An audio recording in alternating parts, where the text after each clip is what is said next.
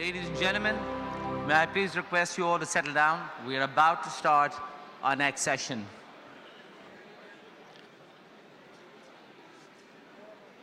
Thank you. The noise level just went down, which is a good sign. Could you please settle down in your seats? We are about to begin.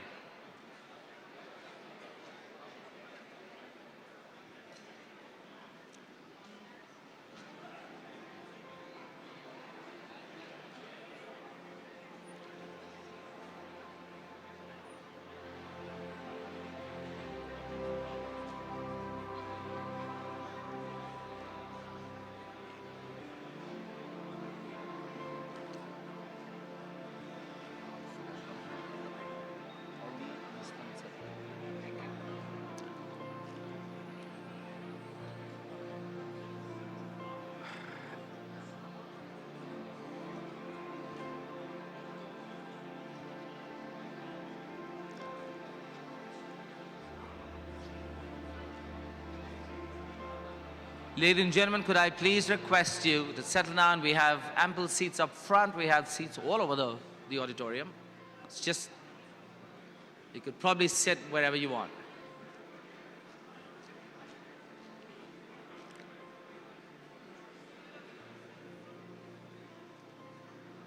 Assalamu alaikum, ladies and gentlemen, and welcome back. We will now kick off the business part of our conference. We have a line of great speakers over 3 days, and certainly we wanted to start with the best out here. My name is Ali Mustansir. I am not only the conference host for today, but I'm also a very keen delegate, having been a brand builder for the last 25 years. The names WPP and Martin Sorrell have been synonymous for over 3 decades. Sir Martin Sorrell led WPP as CEO for 33 years. He took on a £1 million company and transformed it into the world's largest advertising and marketing services company in the world, boasting revenues in excess of £15 billion, a market cap of £16 billion, and a company strength of over 200,000 across 113 countries. Today, Sir Martin runs or leads a new era digital advertising and marketing services platform geared towards clients who are driven by millennials and plurals, or what we now like to call the new consumer. Conversing with him is CNN's foremost international business correspondent and the most instantly recognized and hugely admired member of their team. Richard Quest brought style and panache to the world of business broadcast. He not only covers the World Economic Forum at Davos every year, he's quite literally the face of it.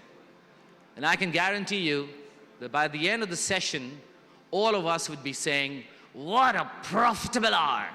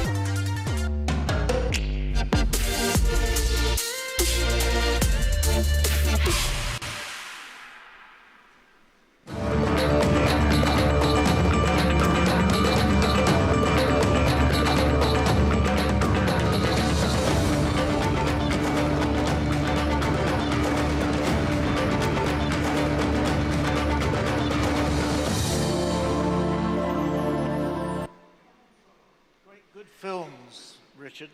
Let's hope the conversation lives up to the films. A lot of effort went into that film. They did, yes, it did. Over the next hour or so, we are going to obviously discuss all the aspects of S4 and where the industry is going and how it's getting there and what you think on that. And Martin, are you prepared to take questions? Yes, absolutely. Anybody got anything on their mind? If we don't get round to the question, martin@s4capital.com. Martin@s4capital.com. That is an S4. Yeah. We'll come into the WPP years in a moment. Now let's get straight to S4. Right. And this idea, you leave WPP, you decide to start S4. Why? Well, I didn't want to play golf. I also think that sort of dying on the job, if that's the right way of putting it, is probably the best way to go. I've seen, and this doesn't apply to anybody in this auditorium, but I've seen people vegetate and sort of physically and mentally degenerate if they don't have things to absorb their time. So that was it. And the other thing is, Richard, I didn't want to do portfolio stuff. I didn't like the idea of sort of dabbling with various things. I wanted to focus on something. But how much of S4 was an up yours to the industry? Well, no. I wouldn't say it was an up yours to the industry. It might have been up yours to various parts of the industry, but not the industry as a whole. Because after all, I was... But you didn't go gently into that good night. No, I did not go gently into that good night, no. I wanted to really try and develop what I saw, or what we saw, as being the new age, new era model. I mean, the industry is changing. I mean, this morning, when I got off the plane, I was looking at some data from GroupM in London, and it's sort of commensurate with, or the same as the data that came out from IPG. If you look at the industry and the growth in the industry, which is the critical issue, the top line growth, it's not coming from traditional media. In the UK at the moment, the industry is growing, advertising and marketing services, which is $500 billion. There's $500 billion of media, $500 billion of marketing services, and about $700 billion basically in trade budgets. So the addressable market for S4 is 1.7 trillion. We're focused on the first 500 billion in media and a bit of the marketing services. Of the 500 billion in media, in the UK at the moment, the industry is growing about 6 or 7%. Digital is growing at about 15 to 20%. Traditional is down 2%. In America, in the first 6 months of this year, industry is up about 3 or 4%, no, 6%. Digital's up 20, traditional down 3. That's the point. I believe we're average, our 2,000 people at S4 are averagely intelligent. I actually think they're better than averagely intelligent, but let's assume they're averagely intelligent. Pushing on an open door is the critical issue. There are people in our industry that say you can't discriminate or differentiate, or you shouldn't, between digital and traditional. Wrong. Well, hang on. Digital is where the growth is. You and I were discussing in the green room about the challenges that CNN face. Exactly the same. Okay, but digital may be the future.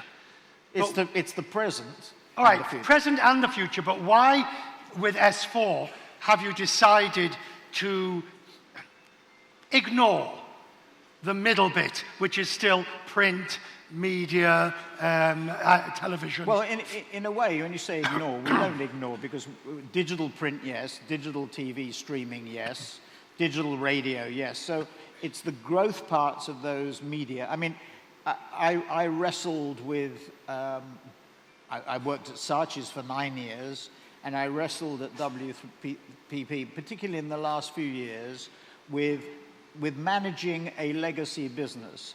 And the good news about S4 was that we start with a clean sheet of paper. Whoa, hang on. The bad news, hold on. The bad news is that you start with very small scale. But that's something we're doing something about. We'll get to all of this. You just said legacy business. Yes. And you said it with almost a sneer, as if it's a pejorative. It's not a sneer. It's a fact. You use it as a pejorative. No, but it's a fact, Richard. It's a fact. All industries, I can't think of one industry that is not challenged by business transformation or digital transformation. All industries are challenged. Your own industry is challenged. Our industry is challenged.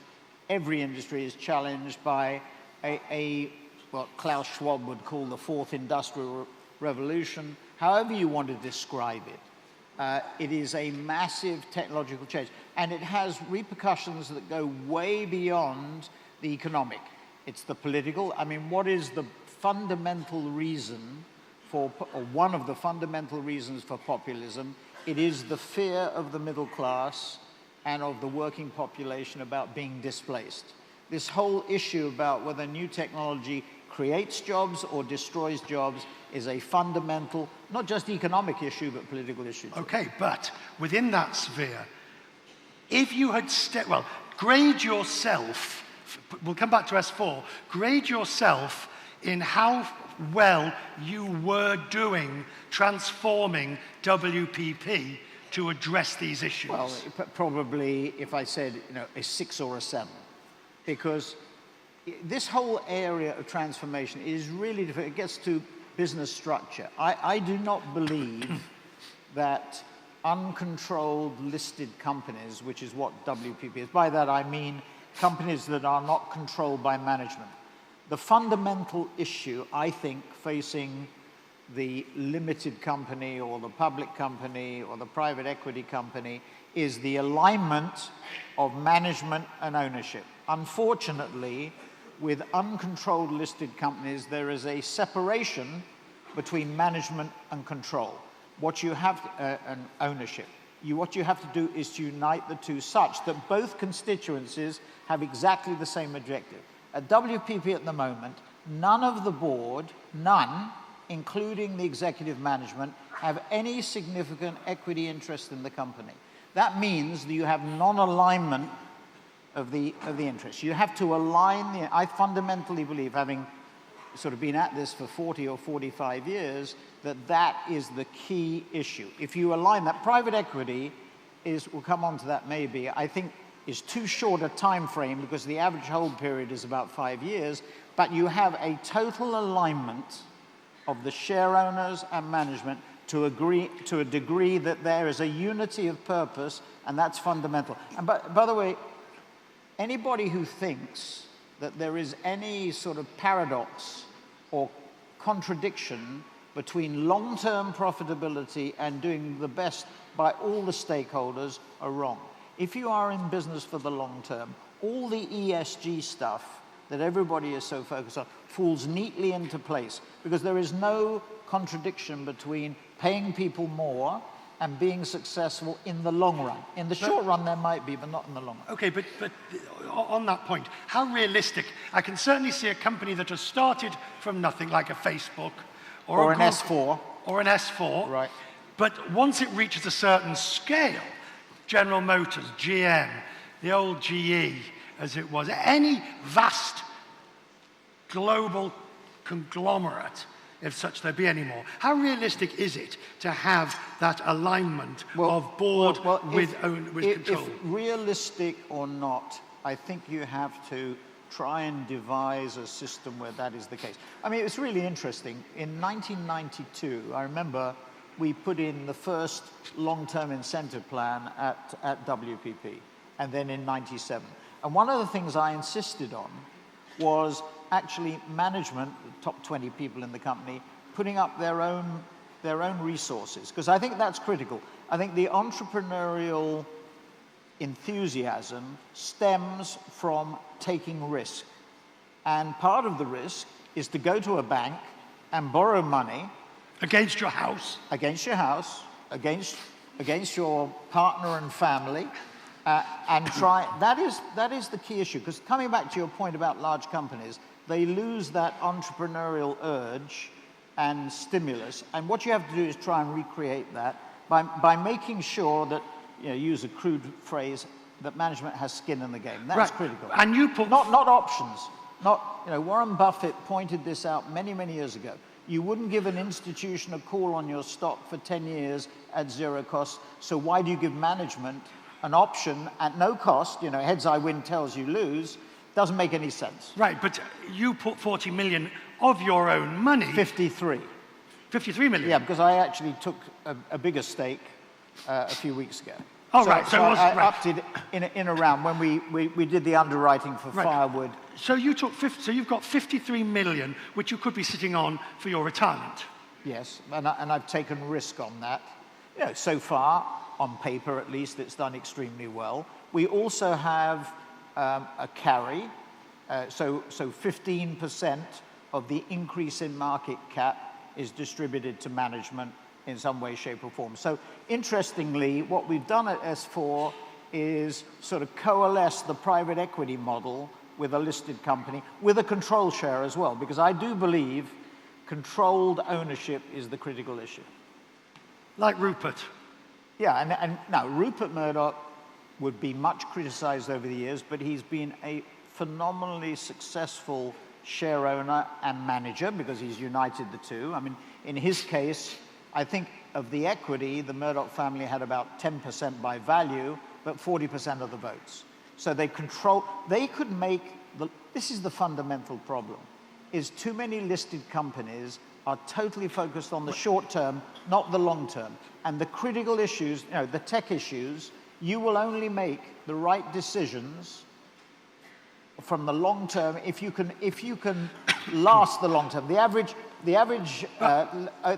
life of a CEO is 5 years in a listed company. But how far would you want to take that? Because I remember when Snap went onto the exchange, and a few others that have come onto the exchanges in recent years with IPOs, there has been total ownership. Yeah.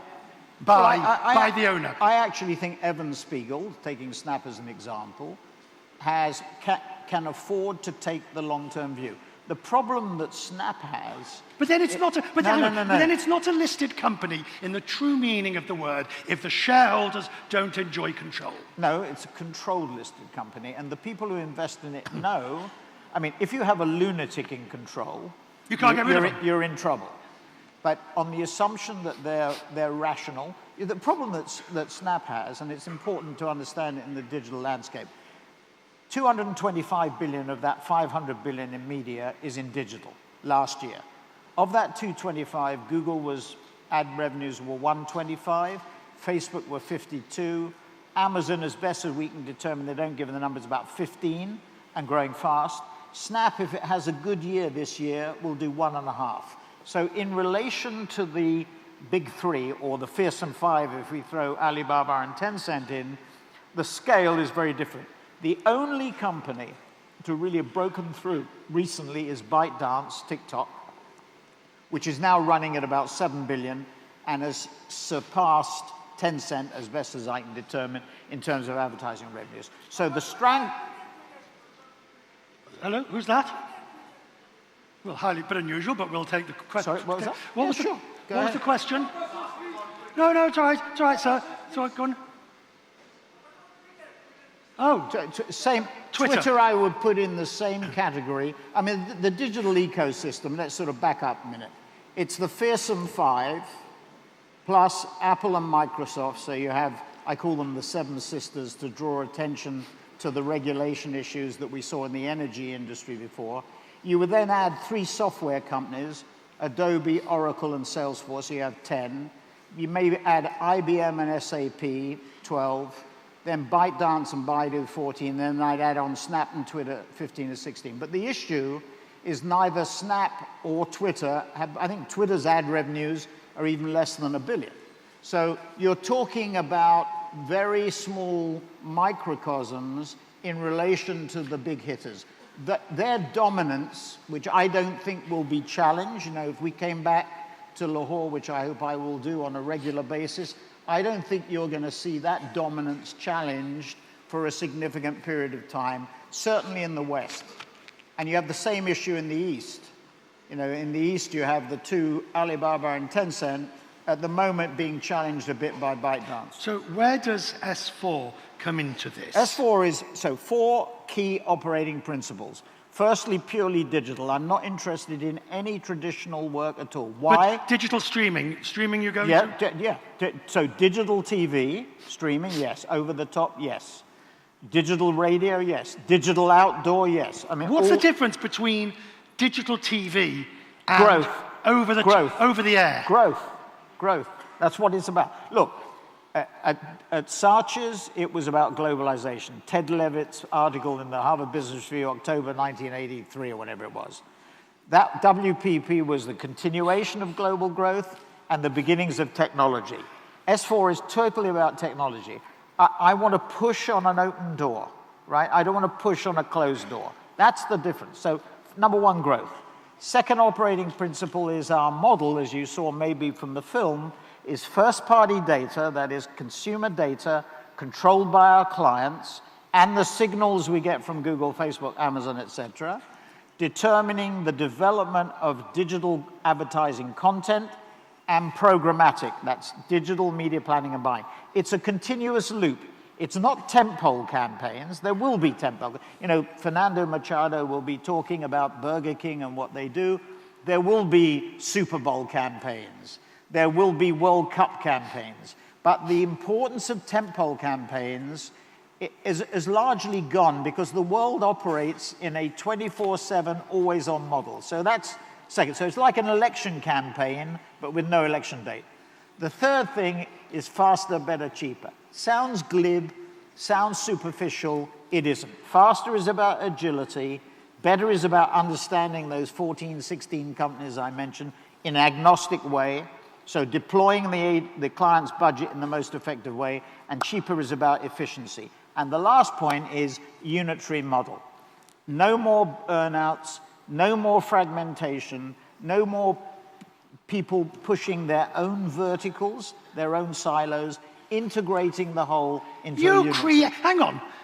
I did not create it. There's a whiff of hypocrisy. No, there is no whiff of hypocrisy.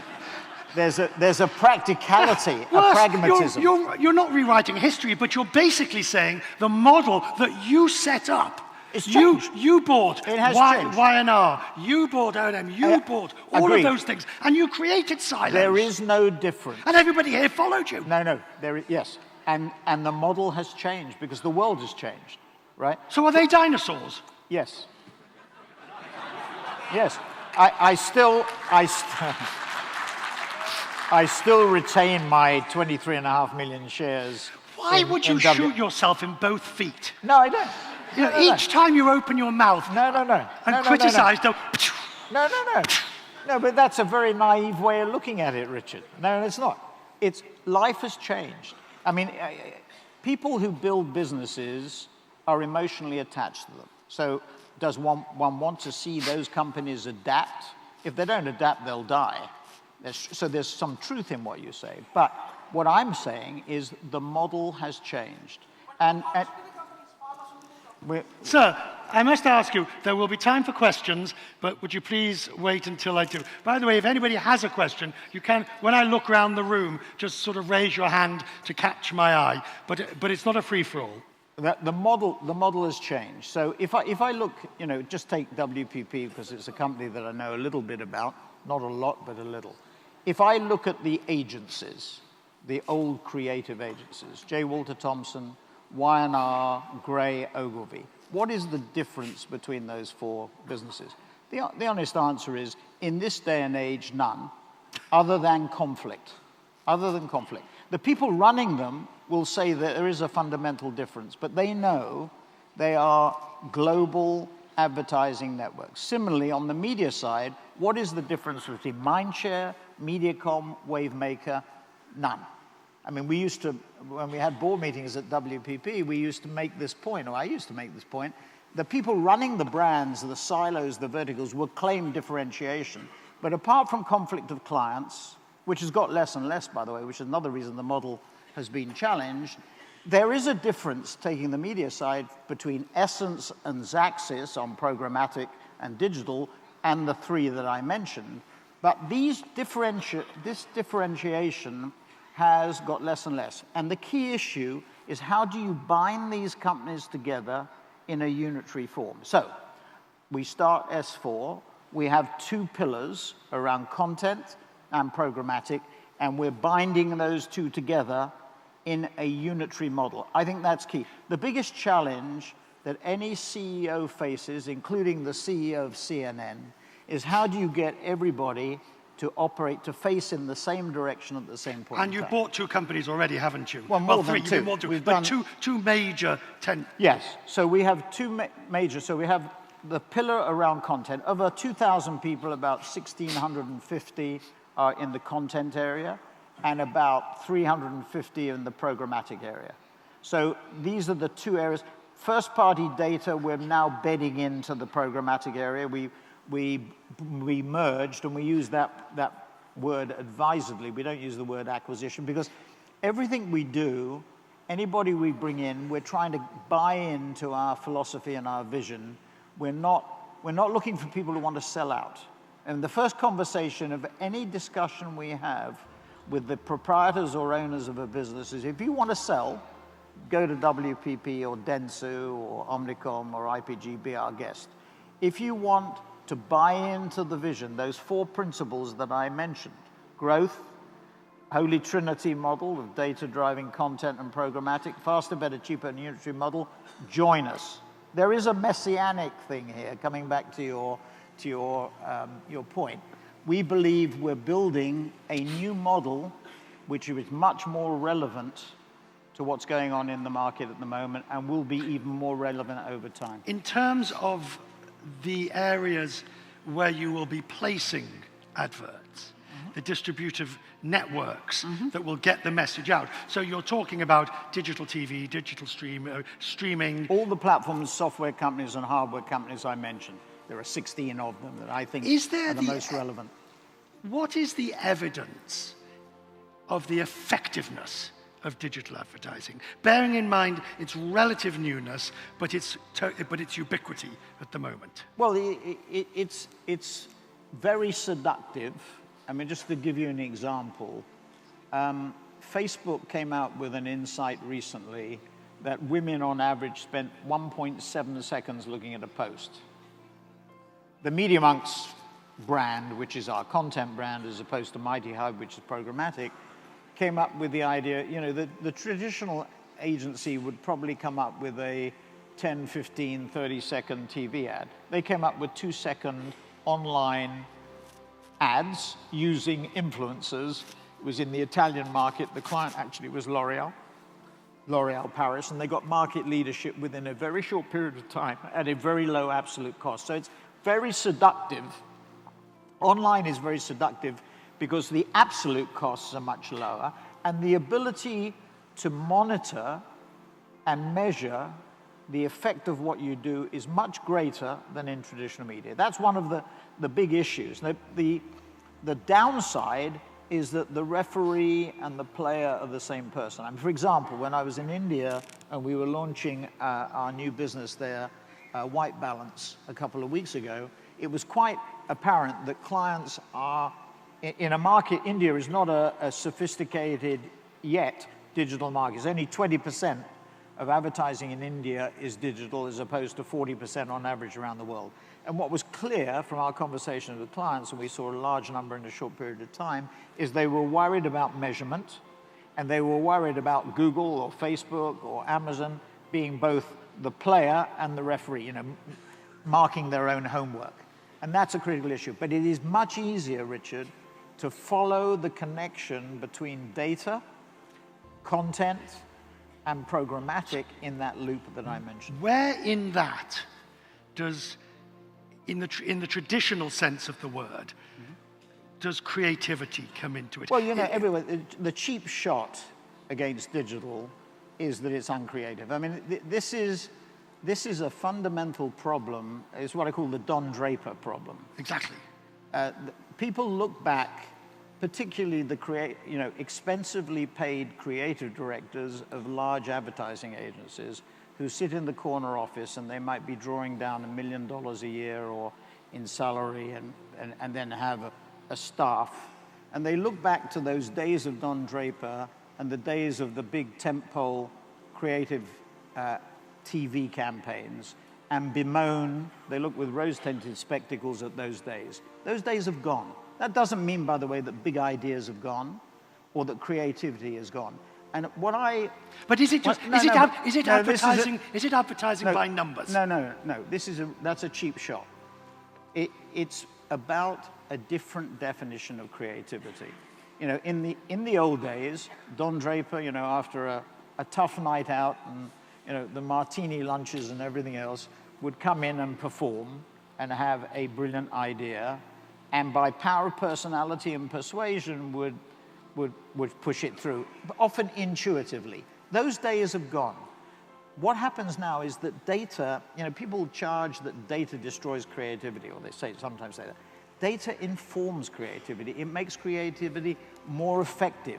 So using AI, I mean, for example, Kristin Lemkau, who's the CMO of JP Morgan, a few weeks ago, said, I think I'm reporting it correctly, she said the copy she got from AI, artificial intelligence, was better than the copy from the human hand. My view on that is, you know, a few people at Media Monks wrote me notes saying, does this mean the end of us? To which the answer is no. It's using these technologies and these techniques in a more effective way to get better copy, to get better ideas. Okay, so let me rephrase that then.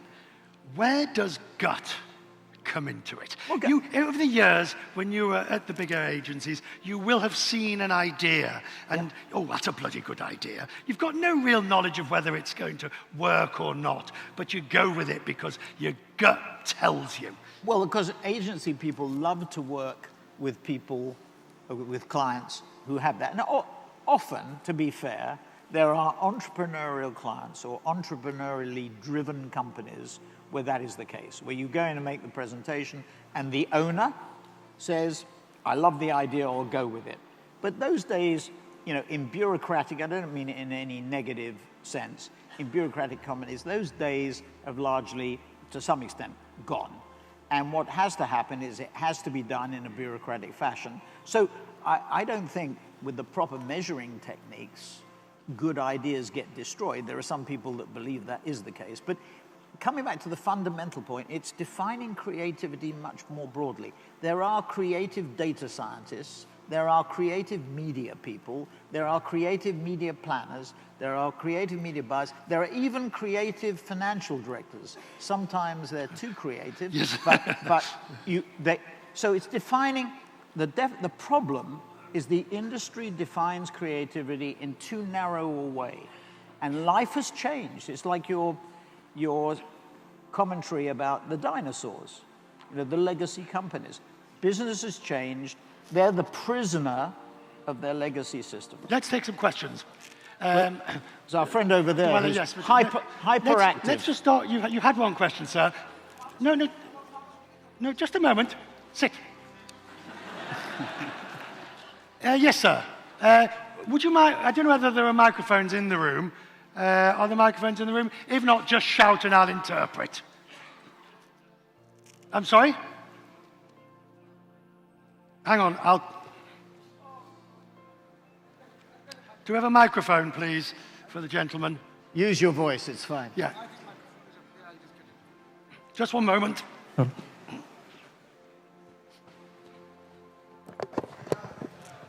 1, 2, 3, 4, 5. Hello. All right. Yes, just shout and I'll repeat it. And who's the next person over here for a question? Yes, sir. Yeah. Go ahead. Can you hear me? Yeah. Go ahead. It's better now. My question to Sir Martin about what you just mentioned about the bureaucratic process. You had one. Especially you're working with big companies and you say that it's a bureaucratic process. And how do these big companies make it efficient process? Because companies in Pakistan which are growing now, so the entrepreneurs are handing them to the professionals. So we are coming into the net of bureaucratic process in our country as well. So how do these entrepreneurial companies go to the next level where you have efficient process as well, right, and make sure that the ideas don't die? Can you synthesize that? The echo is bad. Yes. The bureaucracy involved, how do you beat it? Well, the answer is, well, I don't know what the answer is. If I had the magic answer, life would be very different. But I think there's a real problem if you're a legacy company.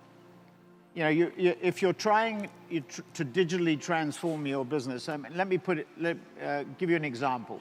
Hubert Joly, a Frenchman, was at Carlson in Middle America, in Minneapolis. He went to Best Buy, and Best Buy has been very successful in negotiating the changes in retail, which is one of the most challenged sectors, obviously because of Amazon, etc. And he recounted how when he went to Best Buy, he spent the first 6 months there, and everybody told him that business transformation or digital transformation was about change management. And after 6 months, he realized it was about change management, so he changed the management. And that is what you have to do, and it's very easy for me to say now, is you have to blow the company up. I really don't believe, if we look at, you know, if you look at the big 6 holding companies, well, Vivendi has absorbed Havas, so it's different. Let's call it the 5. Of the 5, it's very difficult, maybe with the exception of IPG, which is 2/3 or 3/4 of McCann, which is one company. This is the key. You have to create one company. Having these separate operations out here in digital doesn't do it. So you have to try and unify the company.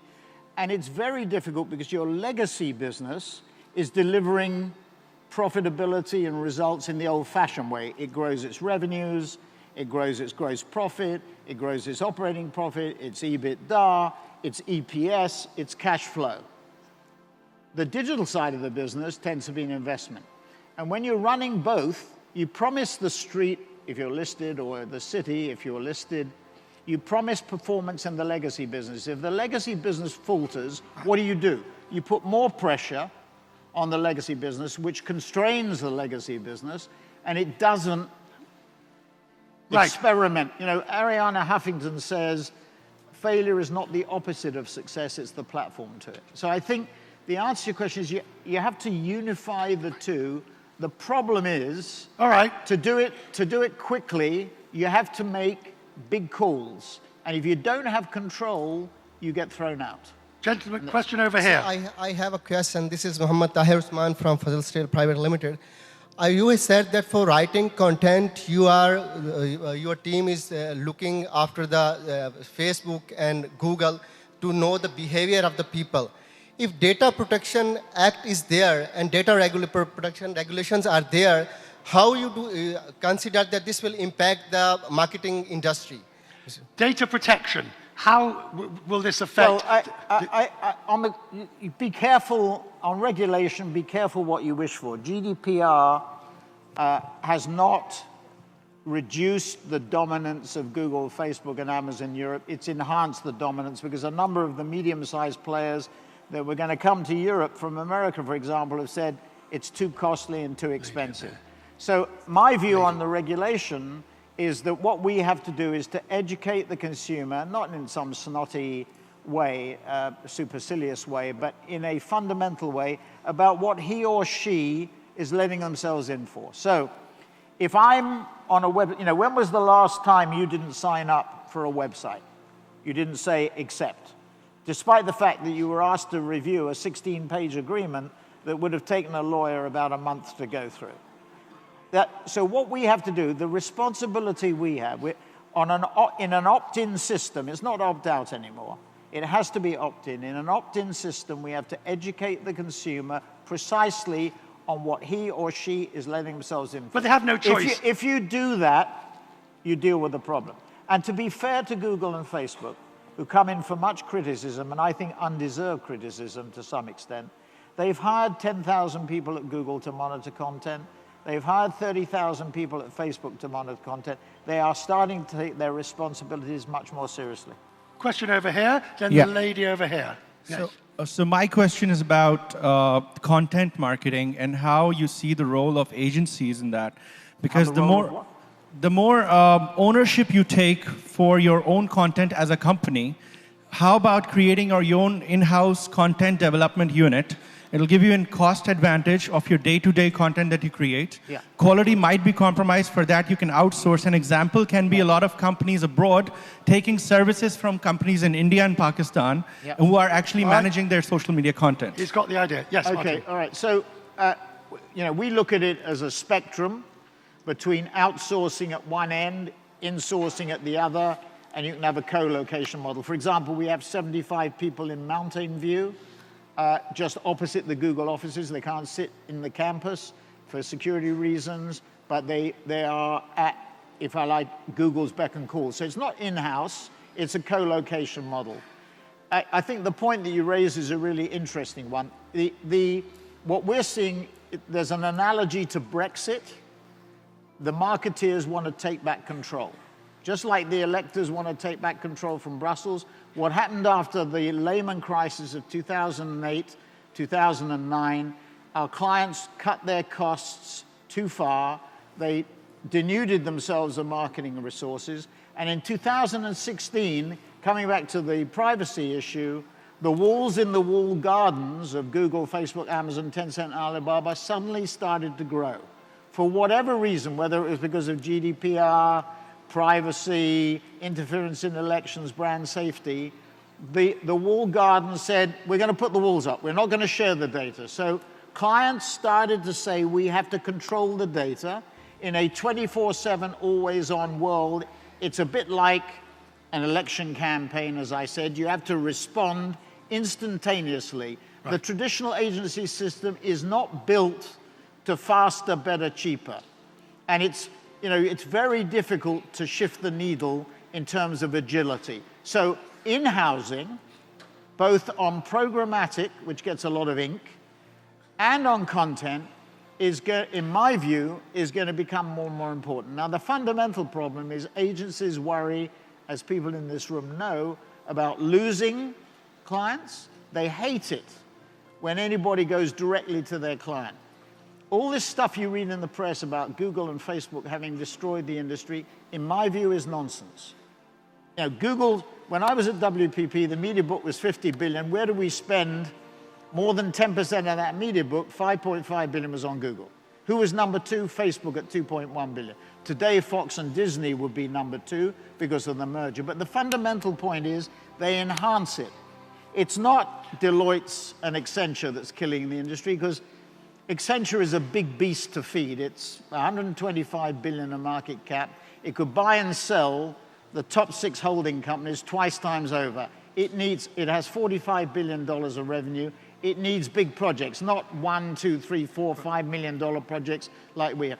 The key issue for the agency industry is the pressure that clients have put on them. They're the meat in the sandwich between the publishers and the clients. Rupert Murdoch would not respond, to 90 days of extra credit. Agencies do. I think mistakenly, but they are the meat in the sandwich. So that pressure, sorry, Richard, the pressure is a procurement pressure. What's happening now is the clients are taking back control. They see they need, to your point, to control the content and control the programmatic to a far greater degree than they ever have. What do you believe is the optimum size for S4? Well, it's how long is a piece of string. I mean... But if the others have got too big... The honest answer is a lot of this, there's a basic strategy around those 4 principles. There's also a lot of tactics. My view, just to answer the point head on, is that in 2020, we will see the economic vice tighten, that worldwide economic growth, principally because of the problem between US and China. I mean, the fundamental problem is America's unwillingness to accept the rise of China. Here I am in Pakistan. I think the biggest FDI investor in Pakistan. I was in Nigeria recently. What's the answer to that question? In both cases, China. So it's this tension between the two and trade war will drive down worldwide economic growth. The vice will tighten, and therefore the pressure on the holding companies, the big 6, is going to get greater. It's not going to get any less. That will throw out a number of opportunities, in my view. Yes. Hi, my name is Mavra, and I'm working with Uber. So because of all the things you mentioned, companies like Uber are incredibly digital first. And for us in countries or regions like these, such as Pakistan, the challenge is actually the other way around. How do we convince our businesses and our leaders and investors that even though digital is incredibly trackable, it's incredibly effective, it's not the way to maybe expand across the business in this region, and how do we make that journey to the other side more effectively? How do you make digital, well, as I understand it correctly, what you're saying is that it's still not received as being the way forward in the same way. Is that correct? In Pakistan, we do have challenges just going heavily dependent on digital. What would you say is the main challenge, though, for digital in Pakistan? Just the penetration, especially within our lower segments of society and our mass products. Yeah, I would tend to sort of... So Uber, as you well know, is going through major transformational change. New CEO, really, there's been a lot of change in the marketing function. There's an incredible amount of money that has been invested in the marketing function. And what's interesting about your point is a lot of the tech companies, whether it be Google, Facebook, Uber, Amazon, whatever, use traditional media. For example, to my knowledge, Google spends about 50% of its budget on traditional and 50% on digital. My point is, from S4's point of view, I just want to focus on digital because that is where the growth is. The general growth on traditional is much tougher to come by. I think we're better, as I said before, than average in terms of intelligence, but I think we're better off focusing on where the growth is. To your point, digital will suffuse everything over time. At some point in time, the market will be 100% digital and you won't be able to differentiate between digital and analog. We will then have to pivot to where the new growth is coming. That might come from AI, VR, AR, voice, whatever it happens to be, but we will pivot to that. I think life has changed, and just to your point, we find it very much easier to deal with tech companies whose top line is growing by 20% per annum than packaged goods or FMCG or pharma or whatever, whose top line, they're having to claw out. I saw the CEO of a global FMCG company last Friday, and I said to him, how's life? He said, I could always do it with 100 basis points of more top-line organic growth. That's the key driver of TSR, of total shareholder return. That's what analysts look for. That's what retailers call same-store growth. That's the key. And my view is, having wrestled with traditional, that it's very difficult to find it in traditional. You're much better off looking at it in digital. So when Disney did its review of media, I said short the winning agencies, because you had to give Disney inflation guarantees, you had to give them pricing guarantees, and procurement is all over it. So the pressure, coming back to the question we had before, the pressure from procurement in traditional legacy areas of the business is huge. So all I'm saying is go with the flow. Question over here, then down here, and then we'll finish up. Yes, ma'am. Hi. Just speak. Speak. So my question is very small. It is for... Use the microphone, please. It's not. Yeah. Yes, now it it's is. There you are. Especially for FMCG companies, which are too big and they are giants and they're not that agile. You talked about the entrepreneurial spirit being very important. How do we basically get into that mode, into that startup mindset? Excellent question. Okay. So if you are in slow-moving, how do you get into the mindset? Well, the successful companies at scale, their core brands are not expanding. Their core brands are going up at, say, 1 or 2%. Where they are getting their growth is when they absorb or bring in, let's call them digital, let's call them digital as opposed to analog companies. So, without naming names, I can think of one FMCG company which is in one category. I mean, multi-category companies, it's even more difficult. The big FMCGs that are really touching many categories. If you're focused, you do get an advantage, even if you are big. But they're getting the growth by absorbing, experimenting and absorbing those companies. It's easy to say, it's very difficult to do. You see companies paying very high multiples. You know, take the cosmetic category. Coty, you know, brings Kardashian in at, what, 6 times revenue, if I remember rightly? There was a transaction the following day.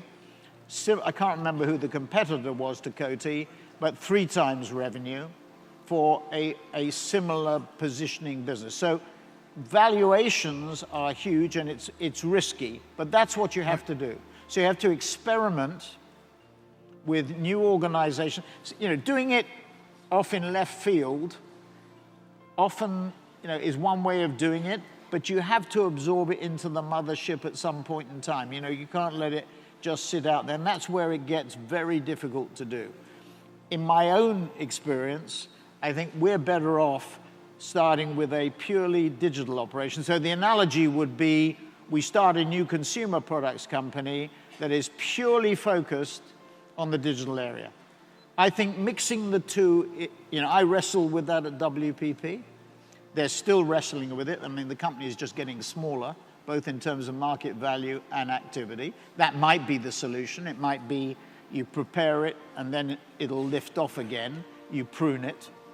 You can argue one way or the other, but it's very difficult to do. I think pure digital businesses, my view, from where we start, or started 16 months ago, is the way to go. Sir, someone. Give him the microphone. Yeah. Sir Martin, do you think the agency industry is likely to go back to the full service model? Is it likely to go back to the full service model? Well, interestingly, we are reuniting creative with that's media. That's in digital space, but that's in digital, not in legacy. Well, we are in a sense. So, you know, I was the perpetrator of the crime, if you like, with Mindshare, which was the media department of the two, of Ogilvy and Thompson. Now, Shelley Lazarus and Chris Jones, who were running Ogilvy and Thompson at the time, you know, didn't accept, or found it very difficult to accept, about the rise of media. Now, this reunification has to be done on equal territory. It's not like we saw in the days of Don Draper. If you remember, in Mad Men, it's actually quite interesting. The media guy was not on the board. You remember he complained in one episode. When McCann took 49% or 51% of Sterling Draper, if you remember, the media guy said, it's amazing, they have computers and data analysts. It's actually in one of the episodes. So the seeds of what happened are even there in Mad Men. So interesting development. But the reunification has to be done on the basis of equality. Meaning? At least. You can't treat media people as second-class citizens. The reason why the Western International and the French brothers and Chris Ingram at CIA, the Grow brothers and CIA rose, was the media function was treated as a stepchild. It was treated as a second-class, you know, media buyers were second-class citizens, media planners were gone. You know, you could even argue that media assumes more importance. Media is more important than the message. You know, sometimes you hear people arguing that, including myself. We have to finish in a moment or two. So I'll ask the last couple. Are you having fun? Yes. I mean, this last hour has been agony, but... In which case I have succeeded. Well, we're not finished. Don't applaud him yet. Don't applaud. You're having fun. I mean, it comes back to this idea of, you said earlier why you didn't retire. But how much of this is the Sorrell legacy? That you feel the need to climb one more mountain? No, I mean, success will be measured, you know, if I came back to Lahore or in Islamabad or wherever it happens to be, and in 5 years' time, people said, it wouldn't be me, it'd be all of us at S4. We have 2,000 people. We have, you know, the principles of Media Monks, the principles of Mighty Hive, some people who used to work with me at WPP, that the legacy, as you put it, would be they saw the shift that was taking place and capitalized on that. But from a personal point of view, you were at WPP, you ran a vast empire. How many employees? It was 133,000. 130. If you included associates, that's company we didn't control, it was Right, 200. so 200,000 odd people. Wherever you... They weren't odd people, they were good people. I said people. Not odd people. I saw you there. Yes. A bit slow, these CNN reporters. You were treated like a king. Today you are a prince. No, actually... I mean, today you are the enfant terrible in an industry where you were the grandmaster. No, that's it. So I've done 3 iterations, if you like. You know, I worked with the Saatchi brothers, and they built the largest advertising and marketing services company. We started WPP when I was 40 years old, and we spent 33 years with the same thing.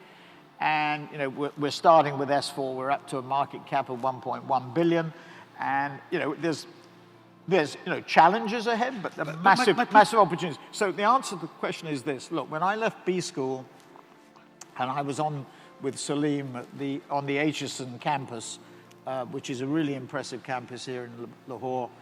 You know, impressive young men, and there's a girls' school there and another boys' school there on the campus.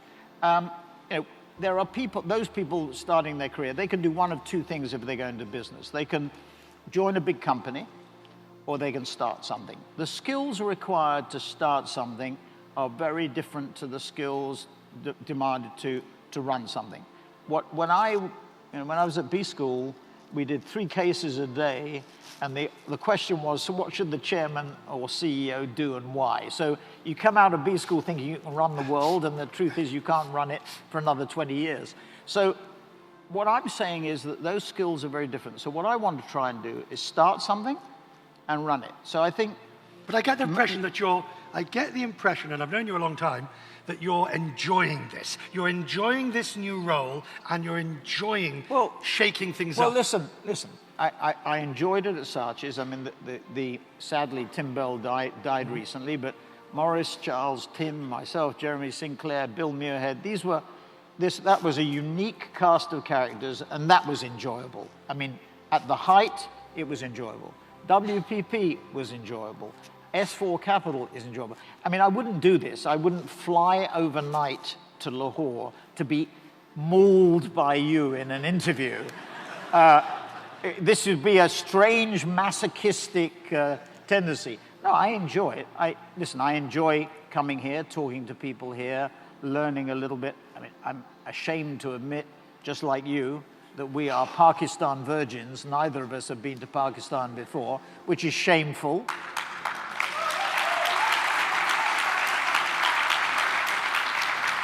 But we will, stimulated, we will come back. But the point is this: these are all new experiences, and I think the real interesting thing people are very. When you go to these conferences, people are so pessimistic about our industry. Why should they be? It's growing at a significant rate. The problem is sorting out which is the growth bit and which is the declining bit. And what you have to do is focus on the growth bit. So there's bags of opportunity. It's just a question about sniffing it out. Since he's used the word Pakistan virgins and stimulation in the same sentence, it's time for me to say, Sir Martin Sorrell, thank you. Thank you.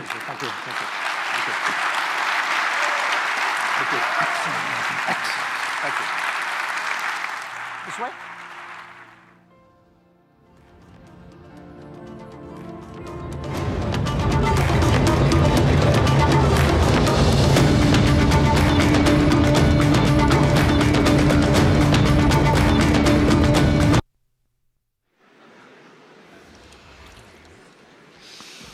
Your mouth dropping, super tongue shocking, feel the taste rocking. Let it rock. Head first with the flavor burst, hit 'em with that max taste just to free your thirst. So come on, hella ice cold, taste so bold. Been a living, shiver, giving, winning when we love and pep. Can't get enough. Bold living, always loving. Pepsi, Pepsi. Living always loving Pepsi. Ladies and gentlemen, we will now break for lunch. And we will be back in an hour, which means at 2:15. Please make sure you're back and in your seats at 2:15. Thank you.